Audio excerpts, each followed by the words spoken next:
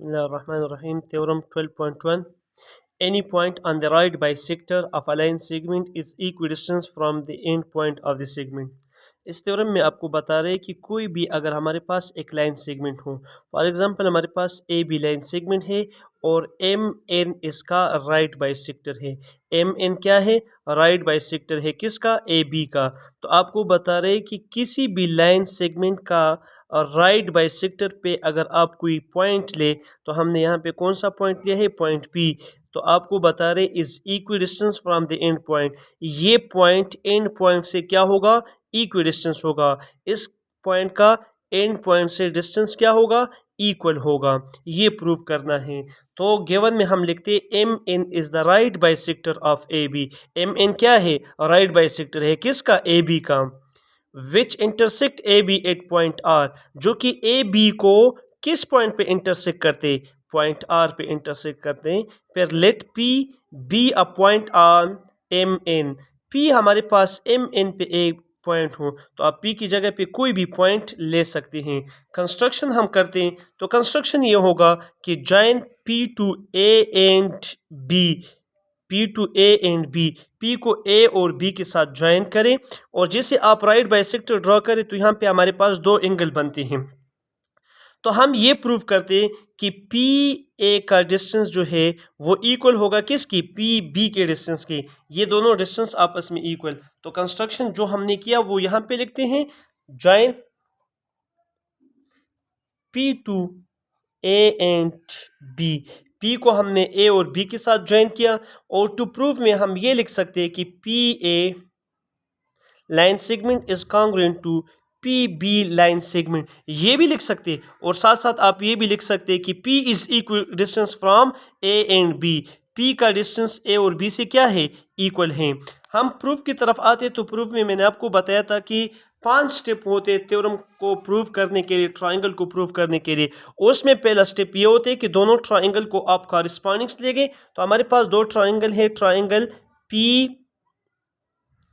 PAR is corresponding to triangle PBR। ये दोनों triangle हमने कॉरेस्पॉन्डिंग्स लिया है। ट्राइंगल PAR, ट्राइंगल PBR, इन दोनों ट्राइंगल को हमने कॉरेस्पॉन्डिंग्स लिया, फर्स्ट स्टेप है। और मैंने आप लोग को ये भी बताया था कि दोनों ट्राइंगल को जो आपने कॉरेस्पॉन्डिंग्स लिया है PAR और ट्राइंगल PBR, फिफ्थ स्टेप में ये क्या होगा? कॉन्ग्रुएंट होगा। तो यहाँ पे 1 2 3 स्टेप और हैं, वो एक हम गिवन से लिखते हैं, एक हम कंस्ट्रक्शन से लिखते हैं, और एक कॉमन होते हैं। तो यहाँ पे आप फिगर की तरफ देखें, हमारे पास गिवन में ये है कि ये राइट बाइसेक्टर है। जब राइट बाइसेक्टर है तो हमारे पास ये एक साइड जो है पी आर, ये कॉन्ग्रुएंट होगा पी आर का। ये क्या है? ये गिवन है। एंगल 1 कॉन्ग्रुएंट होगा एंगल 2 का, ये भी हम गिवन से लिखते हैं। Angle 1 is congruent to angle 2, ये दोनों एंगल आपस में कॉन्ग्रुएंट है। तो यहाँ पे लिखे angle 1 is congruent to angle 2। ये दोनों एंगल कॉन्ग्रुएंट है, आप गिवन भी लिख सकते हैं, और साथ साथ राइट एंगल भी लिख सकते हैं। और राइट एंगल क्यों है? क्योंकि हमने बताया कि the perpendicular any point on the right bisector. तो ये लाइन एम एन हमारे पास क्या है? ये लाइन एम एन हमारे पास राइट बाइसेक्टर है, तो एंगल 1 और एंगल 2 क्या होगा? 90 90 होगा। और सेकंड ये है कि हमारे पास P R is congruent to P R. P R की क्या है? कॉन्ग्रुएंट है। क्यों कॉन्ग्रुएंट है? ये कॉमन है। आपको मैंने बताया एक गिवन से हम लिखते हैं, और एक कॉमन लिखते हैं, और एक हम कंस्ट्रक्शन से लिखते हैं।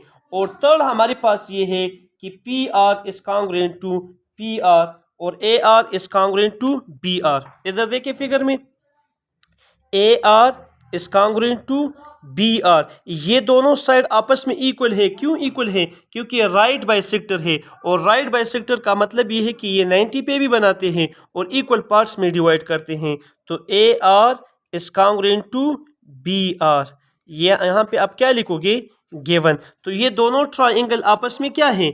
कॉन्ग्रेंट हुआ। देखिए मैंने आपको बताया फर्स्ट स्टेप में ये कॉरस्पॉन्डिंग, फिफ्थ स्टेप में ये कॉन्ग्रेंट। और ये क्यों कॉन्ग्रेंट है? क्योंकि यहाँ पे 3 element of one triangle is congruent to 3 element of the other triangle. और इसका रीजन क्या है? इसका रीजन है side angle side is congruent to side angle side. तो दोनों ट्राइंगल जब कॉन्ग्रेंट हो तो उसके कॉरस्पॉन्डिंग साइड भी कॉन्ग्रेंट होते और कॉरस्पॉन्डिंग एलिमेंट भी कॉन्ग्रेंट होते, कॉरस्पॉन्डिंग एंगल भी कॉन्ग्रेंट होते, रिमेनिंग 3 एलिमेंट। अब जब ये दोनों ट्राइंगल कॉन्ग्रेंट हुए तो ये साइड और ये साइड क्या है? हमारे पास कॉन्ग्रेंट है। देयरफॉर आप ये लिख सकते हैं कि P A is congruent to P B. P A congruent है किसके? पी बी के। Corresponding sides of congruent triangles, हमारे पास दोनों ट्राइंगल कॉन्ग्रेंट है तो इसकी ये साइड हमारे पास क्या है? कॉन्ग्रेंट है। जब ये साइड कॉन्ग्रेंट है, अब इसका मतलब क्या है कि P A is congruent to P B? इसका मतलब है पी ए का जो डिस्टेंस है और पी बी का डिस्टेंस जो है वो दोनों आपस में इक्वल है। तो मतलब P is equal distance from A and B.